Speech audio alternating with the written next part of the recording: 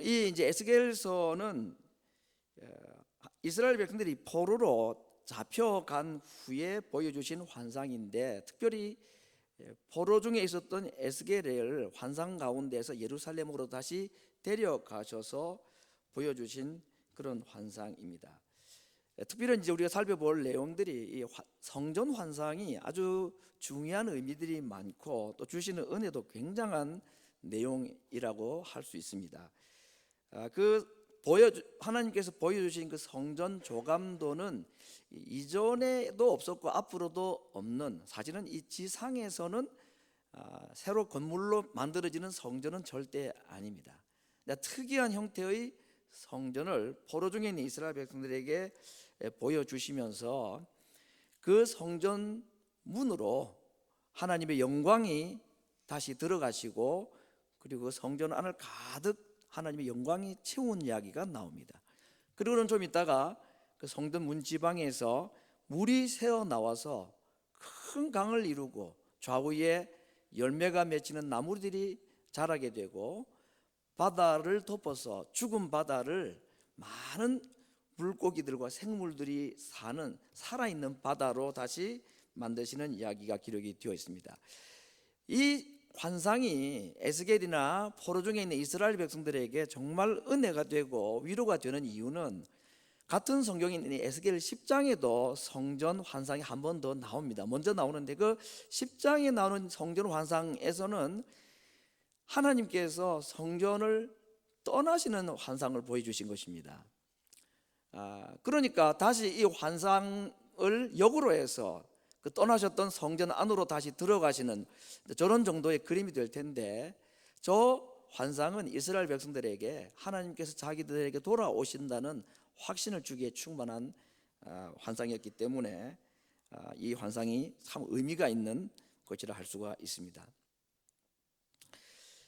그리고 흘러나오는 저 생수는 결국 하나님께서 성전에 머물러 계시지 않고 물이 다시 흘러서 이스라엘 땅을 적시고 죽은 바다를 다시 살리듯이 하나님께서 성전에서 나오셔서 이스라엘 백성들을 구석구석 찾아다니시고, 죽음에 있는 자들, 절망 가운데 있는 자들, 소망이 없는 자들, 그들을 직접 만나주시고 그들에게 생명과 소망을 주시겠다 하는 그런 약속인데, 이것이 사실 이제 이루어진 것이 예수님께서 이 땅에 오심으로써 이루어졌고, 예수님이 하늘나라로 올라가신 후에는 저 생수는 성령으로 오셔서 이스라엘 백성뿐 아니라 온 세상에 이 생명을 공급하시는, 죽은 자를 살리는 그 일을 하나님께서 앞으로 하실 것이다 하는 예언적인 성격이 있기 때문에 저 환상은 이스라엘 백성들에게는 물론이지만 오늘 우리들에게도 주시는 큰 위로와 소망이 아닐 수가 없습니다. 정말 예수님께서 이 땅에 오셔서 이스라엘 전역을 다니시면서 병자들, 또 죽음의 고통 가운데 있었던 자들, 또 엄청난 범죄 가운데서 절망하고 있는 자들을 예수님이 다 만나 주십니다. 삭개오를 찾아주시고, 또 현장에서 가늠하다가 붙잡혀서 돌에 맞아 죽을 위기에 있는 여인을 찾아가시고, 목마른 여인을 찾아가시고 그들에게 생명과 소망을 다시 불러일으켜 주셨던 저 생수의 사역, 생명의 사역을 예수님이 실제적으로 이 땅에 계실 동안에 하셨던 것을 우리가 알 수가 있습니다. 이제 이 환상과 함께 이 성전 환상이 계속 이어지는 이야기가 계속 나오는데, 하나님께서 에스겔에게 보여주신 또 하나의 그림은 뭐냐면, 이스라엘의 영토, 오늘로 말하면 지도쯤 되려는데 그 이스라엘의 영토를 하나님께서 다시 새롭게 보여주십니다. 제가 이제 정확하지는 않겠습니다만은 하나님께서 보여주신 이스라엘의 영토는 어떤 거냐면, 빨간색으로 되어 있는 것은 다윗 왕국 때에 확보된 영토입니다. 그리고 그 위에 더 점선으로 되어 있는 것은 솔로몬 시대에 솔로몬의 통치가 미쳤던, 그러고 보면은 최대의 영토 때가 다윗과 솔로몬 때인데, 하나님께서 이스라엘 백성들에게, 포로 중에 있는 이스라엘 백성들에게 보여주신 이스라엘의 영토는 다윗이나 솔로몬의 최대 영토, 번영기의 영토가 아닙니다. 두 번째로 큰 땅은 여호수아라고 할 수 있는, 여호수아가 정복한 땅인데 색깔이 좀 구분이 되는지 모르겠습니다만 청색으로 되어 있는 대충 저 정도의 넓이라고 할 수 있을 것입니다. 근데 오늘 에스겔에게 보여주신 이스라엘의 영토는 그보다 더 작은 모세에게 약속하셨던 영토를 보여주셨습니다. 다시 말하면 역대 가장 작은 영토의 크기를 가지고 하나님께서 이스라엘에게 찾아가신 것입니다.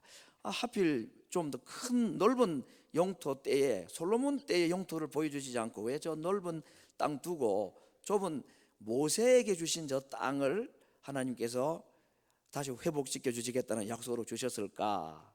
여기는 중요한 의미가 있습니다. 하나님께서 이스라엘 백성들에게 땅을 주시겠다 할 때에 모세에게, 아브라함과 모세에게 먼저 말씀하셨는데 그 원래의 약속된 땅을 너희들에게 주겠다, 이 말은 하나님께서 이스라엘 백성들에게 하신 그 약속을 잊지 않고 끝까지 기억하시고 지키시겠다 하는 것입니다. 땅의 크기가 많고 적고를 떠나서 오늘 저 땅의 크기를 가지고 이스라엘 백성들이 찾아가신 것은, 이스라엘 백성들은 하나님 앞에서 마음이 하나님께로부터 멀어진 때가 많았지만 그러나 하나님은 이스라엘을 향한 마음이 한 번도 떠난 적이 없고 그들을 향한 약속을 하나님께서는 기억하고 하는 것을 말씀하시기 위해서 하필 제일 작은 영토 때의 지도를 가지고 하나님께서 찾아가셨다라고 볼 수가 있을 것입니다. 땅의 크기로 말하면 사실은 저 땅보다도 이스라엘 백성들이 포로로 잡혀가 있는 바벨론 땅이 더 크겠죠. 근데 하나님께서는 정말 작고 작은 모세에게 하신 약속의 땅을 보여주시면서 내가 약속을 반드시 지킬 것이다, 다시 너희가 이 땅으로 돌아가게 될 것이다, 약속을 기억하시고 약속을 지키시는 하나님이라 하는 의미를 저 작은 땅의 영토를 통해서 말씀하신 것이라고 볼 수가 있을 것입니다. 여러분, 그렇습니다. 우리의 땅의 크기가 넓으냐 적으냐는 중요하지 않습니다. 그것이 하나님이 계시냐 안 계시냐가 더 중요한 것입니다. 하나님께서 내게 줄로 지어주신 구역이 가장 아름다운 것이고 그것이 가장 넓은 땅이다 하는 것을 저 그림을 통해서 이스라엘 백성들에게 말씀을 해주고 있습니다. 또 이 지도에 나타난 두 번째 특징은 뭐냐면, 하나님께서 저 좁은 땅에도 불구하고 타국인들에게도 땅을 주시겠다, 이방인에게도 땅을 주시겠다 하는 약속입니다. 에스겔 47장 22절에 있는 말씀입니다. 너희는 이 땅을 나누되 제비 뽑아 너희와 너희 가운데 우고하는 외인 곧 너희 가운데 자녀를 낳은 자의 기업이 되게 할지니 너희는 그 외인을 본토에서 난 이스라엘 족속과 같이 취급하고 그들로 이스라엘 지파 중에서 너희와 함께 기업을 얻게 하라. 이 말이 우리에게는 참 듣기가 좋은 말이죠. 콩도 콩 반쪽도 나눠 먹으니까 서로 나누어 가지면 얼마나 좋으냐 하는데, 저 이야기는 이스라엘 백성들에게는 충격적인 선언입니다. 이방인들과 땅을 나누라? 이스라엘 백성들은 이방인들하고 섞여 살지 않습니다. 물론 출애굽 이후로 이스라엘 백성들 가운데에 이방인들이 있었습니다. 그렇죠? 그러나 그들은 다 종이었습니다. 그래서 그들에게는 땅이 주어지지 않았습니다. 그냥 이스라엘 백성들을 섬기면서 그냥 먹고 살았던 자들이었습니다. 그런데 돌아온 이스라엘 땅에는 하나님께서 뭐라고 말씀하시느냐? 너희 땅을 이방인에게도 나누어 줘라. 그들도 너희들과 똑같은 기업을 가지도록 하라. 아니, 하나님, 솔로몬 때 땅도 아니고 조그만 땅, 제일 작은 땅을 우리에게 주시겠다고 약속하셨는데 그 땅도 이제는 이방인들과 나누라니요. 참 이해가 안 되고 또는 불평이 나올 만 합니다만은 하나님께서 새로운 질서를 말씀하시는 것입니다. 물론 저 땅은 실제적인 땅을 의미하는 것이 아니고 영적인 의미를 가지고 하시는 말씀이죠. 저 말씀을 하신 이유는 이방인에게도 땅을 주라는 말은 이제 이스라엘과 유대인의 구분이 없어질 것이다. 이방인들도 하나님의 백성으로 가입하게 될 것이라는 신약적인 의미를 말씀하신 것이라고 볼 수가 있습니다. 그래서 갈라디아서 5장 6절에서는 저 말씀에 대한 바울의 고백이 있습니다. 그리스도 예수 안에서는 할례, 유대인이죠, 무할례, 이방인의 차이가 없고 효리가 없고 사랑으로 역사는 믿음밖에 없다 하고, 새로운 이스라엘의 영토에 새로운 이스라엘 백성이 새롭게 탄생할 것에 대한 말씀을 하고 있습니다. 하나님은 타국인에게도 땅을 분배를 하시고자 작정을 하신 것입니다. 내 땅도 부족하지만 그들도 함께 이 기업에, 이 믿음의 세계에 들어와야 된다 하는 것을 말씀하십니다.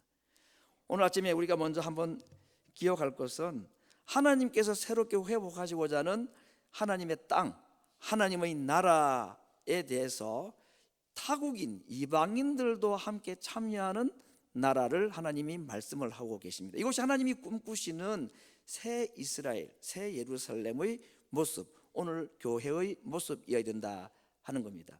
내게 타국인은 누구인가? 내가 가까이 하지 못하거나 나와 가까이 하기가 어려워하는 이방인은 내게는 없는가? 내가 나누어 줘야 된다고 하나님께서는 말씀하셨는데, 이런 이유 때문에, 저런 이유 때문에 저 사람하고는 내가 같이 나눌 수 없고 내가 줄 수 없다고 생각하는 그런 타국인이나 이방인이 우리에게는 있지 않은지, 예수님께서는 자신의 몸을 무너뜨리시고 자기의 몸을 깨뜨리시면서 이방인과 유대인의 구분을 없애 주셨는데, 우리는 다른 이유 때문에 그 구분을 굳이 지키겠다 하고, 예수님이 자기의 몸을 깨뜨리시면서 무너뜨리신 중간에 막힌 담을 우리는 또 차곡차곡 쌓아 올린다면 이 얼마나 끔찍한 죄악인지 모르겠습니다. 하나님께서는 오늘 그러한 구분이 없는 새 예루살렘을 지으시겠다, 그렇게 말씀하고 있습니다. 십자가로 예수님께서는 이 둘을 한 몸으로 만드시고 하나님께 나아올 수 있도록 새로운 한 사람을 만드시겠다, 그렇게 말씀하셨습니다. 에베소서 2장 16절 18절에 있는 말씀입니다. 십자가로 이 둘을 한 몸으로, 이 둘은 이방인과 유대인을 말하죠. 하나님과 그래서 화목하게 하려 하셨다 그랬습니다. 원수된 두 민족의 감정, 그것을 십자가로 소멸하게 하셨다. 그리고 오셔서 먼데 있는 너희, 이방인이겠죠, 평안을 전하고 가까운 데 있는 유대인 너희들에게도 동일하게 평안을 주셨다 그랬습니다. 이는 저로 말미암아, 예수님으로 말미암아 우리 둘이, 이방인과 유대인 서로 원수 관계에 있는 사람들이 한 성령 안에서 하나님께 나아감을 얻게 하려 하심이라. 그러니까 유대인은 이방인 없이는 하나님께 못 나아간다 그랬습니다. 하나님께 나아가는 것 자체가 허용이 안 된다, 그렇게 말씀했습니다. 그래서 이 에스겔에게 보여주신 새로운 영토의 의미, 타국인에게도 땅을 주라 하는 말씀은 땅 이야기, 또 선심을 쓰고 또 뭐랄까요, 양보하고 기부를 잘하라 하는 말씀이 아니라, 그리스도 안에서 이제 누구든지 하나가 되고 원수와도 하나가 되어야 하나님께 나아감을 얻을 수 있고, 그래야 평안이 우리에게 주어진다 하는 것을 말씀을 한 것입니다. 세 번째, 이 환상의 특징은 모든 땅이 완전히 새롭게 재배치가 되었다 하는 것입니다. 하나님께서 에스겔에게 보여주신 그 이스라엘의 영토의 새로운 땅의 그 재배치에는 크게 세 가지의 의미가 있는데, 첫 번째는 저렇게 이제 이스라엘 백성들이 12지파가 이전에는 여기 좀 저기 조금 이렇게 탁 되어 있었는데, 물론 저건 이제 실제적인 땅은 아닙니다. 저렇게 앞으로 하나님께서 꿈을 꾸시는 새로운 형태의 영적인 이스라엘 민족이 만들어질 것이라는 걸 말씀하셨는데, 저 그림에서 나타나 있는 것은 지파들마다 땅의 크기가 똑같습니다. 폭이 똑같습니다. 인구가 많든지 적든지 관계없이 똑같은 크기로 하나님께서 땅을 나눠주신다.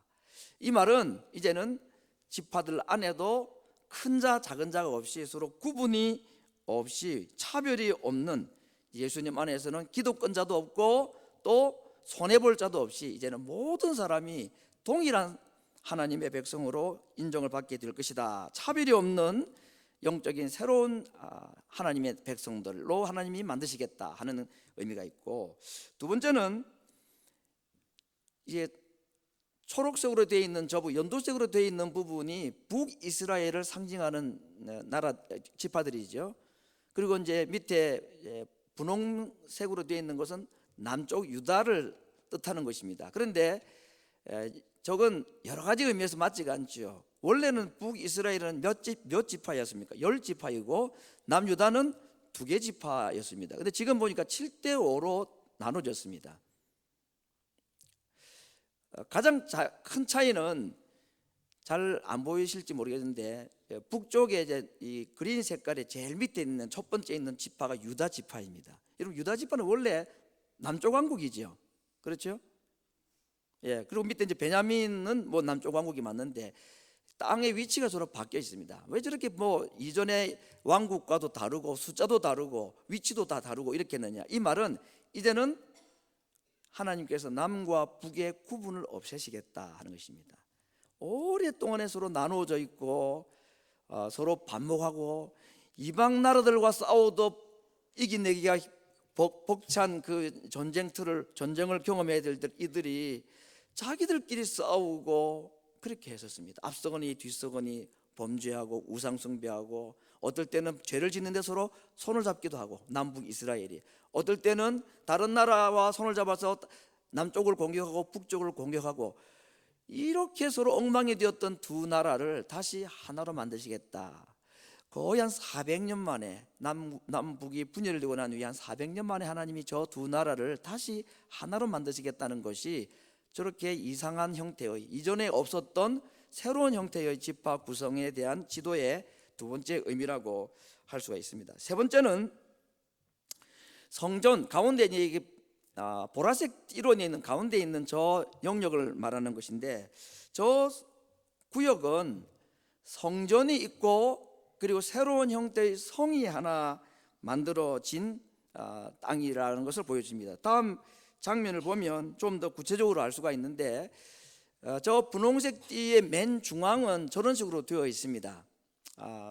뭐 여러분 위로 이제 7지파 밑으로는 5지파 이렇게 띠가 있죠. 그 중간에 보면 이제 그린색으로 있는데 보면 거기에 성전이 있습니다. 성전이 있고 그 성전이 있는 구역은 제사장들이 거주하게 만들고 그 위로는 성전을 봉사하는 레위 지파들이 살 수 있도록 하고 왕은 어디에 살고 있습니까? 왕은 성전을 중심으로 한 저 구역 좌우로 빠져나가도록 했습니다. 저 그림도 이스라엘의 전통 지도나 주거지로서는 맞지 않는 겁니다. 전혀 저렇게 된 예가 없었습니다. 왕은 어디에 살았느냐? 성전 옆에 바로 살았습니다. 왕궁과 예루살렘 성전이 붙어 있었기 때문에 앞으로는 왕이 성전 구역 안으로 못 들어온다 하는 말입니다. 이제는 하나님이 직접 다스리시는 나라가 될 것이다. 인간 왕이 아닌 하나님이 왕이신 나라를 내가 만들겠다. 이것이 이스라엘 백성들이 한 번도 경험하지 못했던 이상한 형태의 저 성전 구역의 새로운 배치의 의미라고 볼 수가 있습니다. 이제 우리가 보게 될 그림 중에 하나가 저 노란색으로 되어 있는 성의 이야기입니다.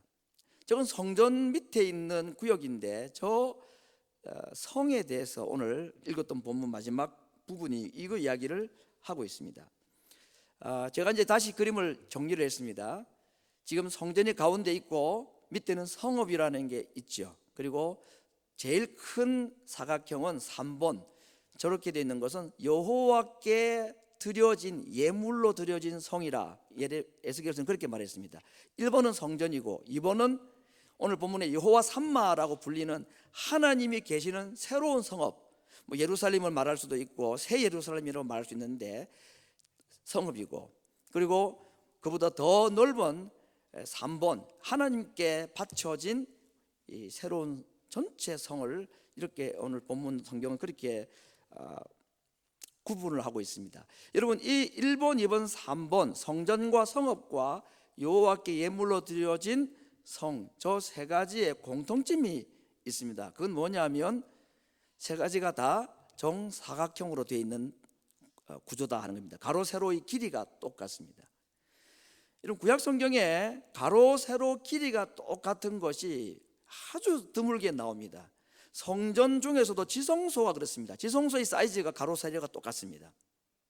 번제단이나 분향단도 가로 세로가 같은 크기입니다. 그렇기 때문에 이 정사각형을 가지고 있는 구조물들은 완전하다는 의미가 있는 하나님의 임재의 장소를 상징적으로 표현하는 것이 가로 세로의 길이가 같은 것을 가지고 말씀을 많이 하셨습니다. 요한계시록에 보면 저 그림의 최종본이 하나 나옵니다. 하늘나라에 건설될 하나님의 나라의 크기를 가로 세로 1만 2천 스타디온, 새로운 그 단위를 가지고 말씀했는데 길이가 얼마나 될지는 다 계산하기 나름이겠습니다만은, 오늘 에스겔에게 보여주신 저 환상 가운데 성전과 성읍과 여호와께 드려진 예물로 드려진 성과 요한에게 하나님께서 마지막으로 보여주셨던 완성된 천국의 모든 구조가 가로 세로의 길이가 똑같은 정사각형의 모습이다. 이 말은 하나님께서 거기 계시다 하는 것입니다. 이제는 완전한 하나님의 나라, 완전한 천국이 시작이 될 것이다 하는 것을 이미 오래전에 요한에게 환상을 보여주시기 전에 에스겔에게 먼저 보여주신 것이다 하는 겁니다. 여기까지가 이제 오늘 이제 그림으로 제가 여러분 이 에스겔서에 나와 있는 마지막 부분의 이야기를 좀 설명을 도와드리려고 애를 썼습니다. 얼마만큼 도움이 되는지는 모르겠습니다. 하도 복잡하기 때문에 이런 좀 이렇게 도움이 없으면 이해하기가 어려워서 또 제가 이제 그림을 좀 준비를 해봤습니다. 오늘 우리가 에스겔에게 보여주신 이 하나님의 성전의 복잡한 구조를 살펴보면서 여러분 어떤 생각이 드십니까? 오늘 설교를 통해서 이 무슨 하나님께서 이 에스겔 환상 가운데 성전의 구조를 가지고 말씀하신 것의 의미가 무엇일까? 이게 이스라엘 백성들에게는 포로 중에 있을 때 하나님의 위로가 되겠죠. 무슨 상징적인 의미가 있겠지만 다시 우리 예루살렘으로 돌아간다는 말씀이겠구나. 포로 중에 있는 이스라엘 백성들에게는 저 장면이 그림으로나 설명으로 들려지면 위로가 되고 아멘 감사합니다 그렇게 될 겁니다. 소망이 있을 만합니다. 근데 우리는 어떻습니까? 여러분 저 그림 보니까 좀 가슴이 뛰고 막 소망이 생기고 새로운 용기가 막 솟구치고 막 그러십니까? 아이고 복잡하네. 뭐가 저렇게 복잡해. 오늘 제가 설명을 좀 드렸어요. 이 정도입니다. 여러분 만약에 이 그림 하나 없이 설명하면 완전히 그냥 서로가 힘들어집니다. 설교하는 사람이나 듣는 사람이나. 이거 우리하고는 무슨 상관이 있습니까? 지금 우리하고도 상관이 있겠죠. 그러니까 성경을 기록해서 오늘 우리들에게 읽혀지도록 하신 거 아니겠습니까? 오늘 그것을 마지막으로 함께 생각을 하고자 합니다. 나와는 무슨 상관이 있는가? 환상 중에 보여주신 이 성전과 성전에서 나오는 생수, 그리고 하나님께서 새롭게 건축하시겠다는 이 성전의 새로운 정돈된 모습을 통해서 오늘 하나님께서 우리에게 하시고자 하는 말씀, 하나님 자신이 누구이신가, 어떤 분이신가 하는 것을 우리에게 오늘 한 가지 말씀을 하려 하신다 하는 것을 제가 소개하고자 합니다. 이것도 어렵기 때문에 제가 좀 단단히 좀 확실하게 좀 말씀을 드리고자 합니다. 이 오늘 성전 이야기, 생수 이야기, 새로운 형태의 성의 구조, 이런 이야기를 통해서 지금 그렇게 만들어진 성 이름을 하나님께서는 여호와 삼마라 그렇게 말씀하셨죠. 하나님이 거기 계시다. 이게 지금 에스겔의 마지막 단어이고 에스겔의 마지막 핵심적인 말씀이 요지가 그것입니다. 여호와께서 거기 계시다. 이 환상의 이야기는 그렇게 결론적으로 끝이 나고 있는데, 이 이야기를 통해서 하나님은 자기를 어떤 분으로 소개하는가 한번 따라 하시면 기억을 조금 하실 것 같습니다. 초월하시고 내재하시는 하나님. 이거 한글인데 참 어렵습니다. 초월이라는 말은 넘어선다는 말이죠. 뭔가 기준을 이상을 넘어서고, 하나님은 초월하신 분인지 하나님은 좀 거룩한 분이다 그 말입니다. 성전의 구조나 이스라엘에게 보여준 저 성의 새로운 구조들을 보면 왕도 함부로 접근 못하도록 하나님께서 굉장히 거룩한 분이시다 하는 걸 말씀하셨습니다. 그 성전은 1단계, 2단계, 3단계 3층의 구조물을 가지고 이 성이 지어져 있습니다. 그리고 아무도 접근을 하지 못하도록 하나님께 철저하게 막아 놓으신 성벽의 두께가 두껍고 높은 성벽이 있습니다. 지성소가 있습니다. 그래서 구약 성경에 나타나 있는 모든 구조물을 통해서 나타난 하나님은 첫 번째 어떤 분이시냐? 하나님은 거룩하신 분이시다. 우리와는 같이 계실 수 없는 분, 죄인과는 함께 있을 수 없는 분, 우리에게는 초월하시는 분이시다 하는 것이 첫 번째 나타난 것입니다. 그런데 하나님이 영광으로 성전 안에 들어가셨다가 거기 계속 머물러 계시질 않고 다시 생수로 흘러나오셨다고 그랬습니다. 그래서 이스라엘 땅을 적시고 죽음의 바다인 사해바다를 하나님이 가셨습니다. 이것이 예수님께서 하나님이신 분이 인간이 되셔가지고 이스라엘 백성들을 만나러 내려오신 이야기 아닙니까? 그러므로 하나님은 초월하신 거룩하신 분인 동시에 죄인들인 우리들과 영원히 구별되고 떨어져 계시지 않고 어떻게 하시는 분? 우리와 함께 계시고 내재하시는 분. 우리는 도무지 접근할 수 없는 거룩한 분이심에도 불구하고 우리에게 직접 찾아오시고 찾아오실 정도가 아니라 우리 안에 함께 계시는 분이시다 하는 것을 이미 저 환상 가운데서 여호와 삼마라는 이름으로 우리에게 벌써 말씀해 주신 것입니다. 여러분, 구약시대에 하나님은 어디에 계셨습니까? 성전에 계셨습니다. 성전 중에서도 지성소에 계셨다 그랬습니다. 그 지성소, 법궤위 속죄소라는 곳에 계시고 거기는 아무도 못 들어가고 대제사장도 딱 1년에 한 번, 그것도 짐승의 피로 먼저 제사를 드리고 나야 들어갈 수 있는 정말 거룩한 곳이었습니다. 그런데 놀랍게도 여러분, 하나님께서 에스겔에게 보여주신 환상 가운데 나타난 이 성전에는 지성소는 있는데, 성경에 보면 지성소가 있습니다, 에스겔서에. 그런데 그 지성소 안에 언약궤가 있다는 말씀이 없습니다. 놀랍게도 하나님께서 거기 계시겠다 하는 곳은 앞에 그림을 보았듯이 어디였습니까? 성전이었습니까? 아니면 성전 밖에 있는 성이었습니까?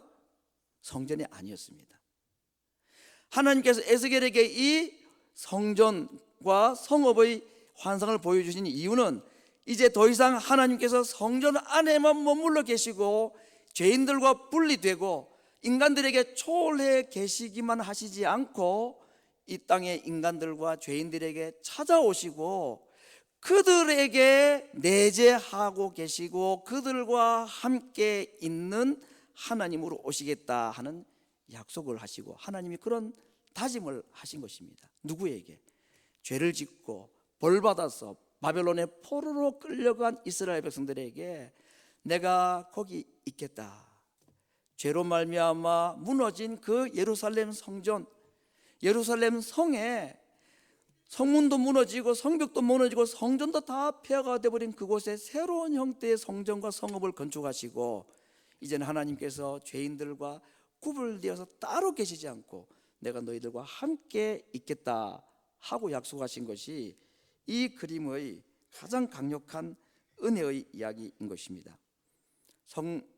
에스겔서에 나오는 성전에는 언약궤도 없고 하나님이 아예 성전이 아니라 성전 밖에 나와 계셔서 새로운 성을 하나 만드시고 여호와 삼마, 성전을 여호와 삼마라고 말하지 않고 한 성을 새로 만드시고 그곳을 여호와 삼마, 내가 거기에 있겠다 하고 하나님께서 내려와 주신 것입니다. 요한계시록 21장에는 놀라운 선언을 하고 있습니다. 에스겔이 보았던 환상과 또 다른 요한이 본 환상에는 내가 보니 새 성 예루살렘 천국에는 성전이 없더라고 그랬습니다. 천국 가면 성전이 없습니다. 왜? 하나님과 그 어린 양 예수님이 성전이기 때문이라고 했습니다. 어려운 말이죠. 여러분, 성전이라는 말은 여러 가지로 말씀을 할 수 있습니다만 제가 에스겔서 말씀을 드리면서 성전의 정의, 성전의 의미에 대해서 몇 가지로 말씀드렸는데 그중에 가장 중요한 첫 번째 메시지는 뭐였냐면 성전은 하나님이 계신 곳, 것입니다. 그렇죠? 하나님이 계시지 않으면 성전은 아닙니다.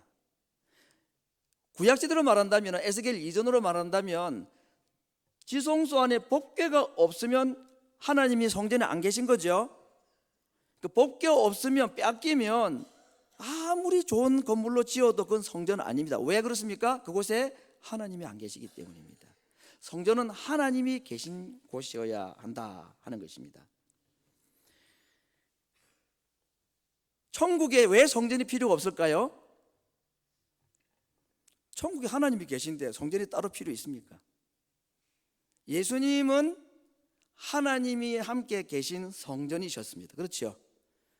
이 세상에 돌로 천막으로 된 성전들이 있어 왔는데 딱 한 번 유일하게 하나님께서 돌이나 건물로 지어진 성전이 아닌 사람의 몸을 가지고 성전을 지으신 것이 있었습니다. 그것이 예수님의 성육신 사건이었습니다. 예수님은 하나님이 계신 성전이셨고, 아니, 예수님은 바로 하나님이셨습니다.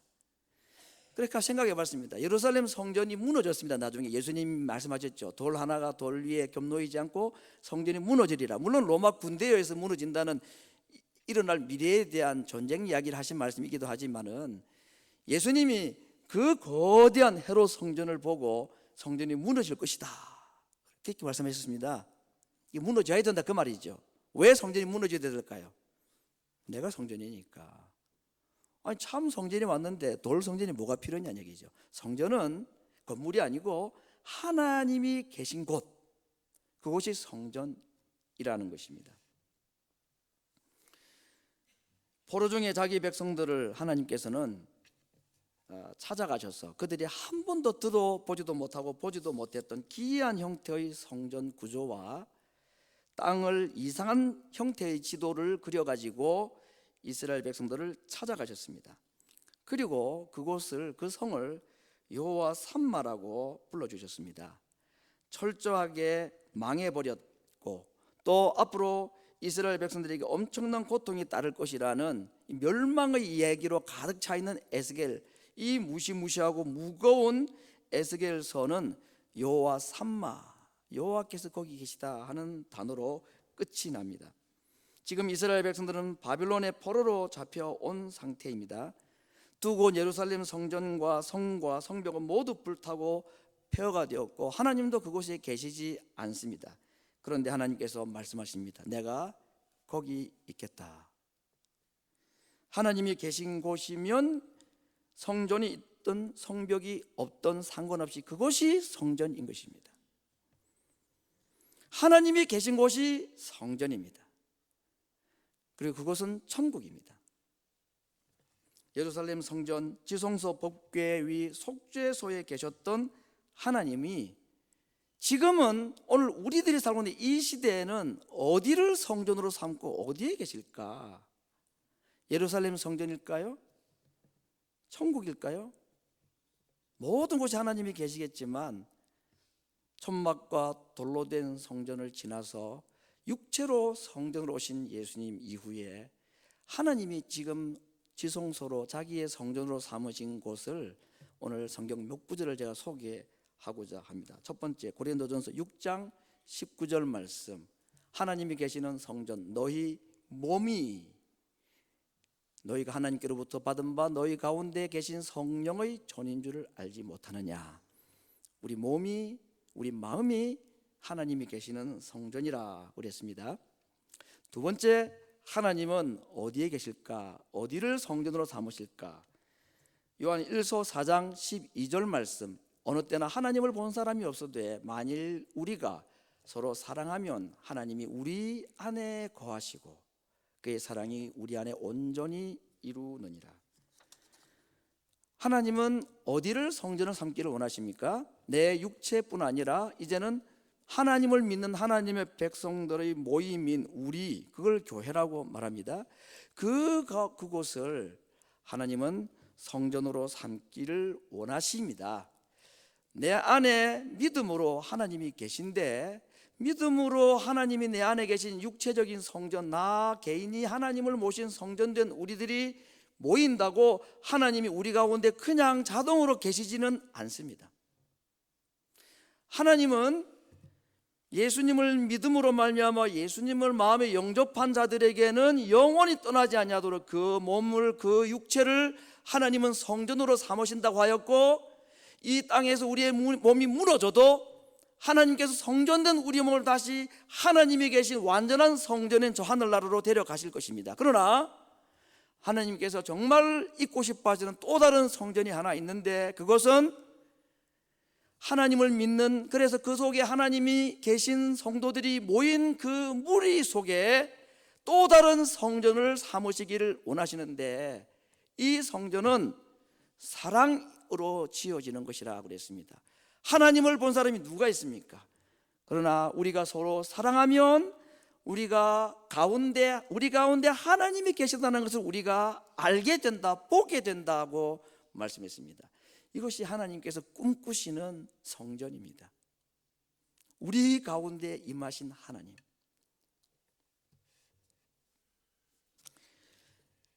세 번째 성전 하나를 더 소개하고자 합니다. 이건 이제 제가 적용을 한 겁니다. 앞에 두 가지는 성경에 있는 말씀 그대로인데, 세 번째는 하나님 어디 계실까? 지금 내 안에, 우리가 서로 사랑하면 우리 안에 계십니다. 여러분, 확실한 건 내 안에 계신 하나님도 참 우리에게 기쁨과 영광을 경험하게 하지만, 우리 안에 계신 하나님을 우리가 느끼면 이거 천국입니다. 정말 엄청난 하나님의 영광을 우리가 보게 됩니다. 세 번째, 하나님이 계시기를 원하시는 성전, 죄와 상처와 고통의 구덩이, 저는 그곳에 하나님이 계시는 성전이라고 생각합니다. 왜냐하면 죄가 있는 곳에 항상 은혜가 더한다 그랬고, 죄가 더하면 더할수록 은혜가 더한다 그랬습니다. 그 말은 죄가 있는 곳에 하나님이 함께 하신다는 말입니다. 이게 구약 성경하고는 맞지 않는 겁니다. 구약 성경은 죄가 있는 곳에는 하나님이 가지 않습니다. 성전을 떠나버렸습니다. 아예 죄를 지으니까. 우상숭배는 성전을 떠나버렸습니다. 그런데 성전에 다시 돌아가신 하나님께서 생수로 다시 죽음의 땅으로 흘러나오신 것이 우리에게는 소망인 겁니다. 죄인들을 하나님은 더 이상 멀리하지 않으시는 것입니다. 왜냐하면 죄인들을 하나님이 멀리하면 죄인들은 절대로 하나님을 만날 수 없다는 걸 아시기 때문에 죄가 있는 곳에 하나님은 찾아가셨습니다. 바리새인들은 죄인들을 멀리했지만 예수님은 죄인들을 찾아가셨습니다. 문둥병자들은 부정하다라고 자기가 스스로 외쳐야 됩니다. 그래야 정상 신체를 가진 사람들이 자기와 접촉하지 않아야 되니까, 그 접촉하면 부정하기 때문에 접촉을 하지 못하도록 율법으로 정해놓았습니다. 그러나 예수님께서는 율법을 깨뜨리시고 문둥병자들을 가까이 하신 정도가 아니라 그들의 몸에서 흘러나오는 고름으로 온몸이 범벅이 되어 있는 그들의 몸을 우리 예수님은 직접 손으로 만져주시고야 그들의 병을 고쳐주신 분이십니다. 이것이 여호와 삼마입니다.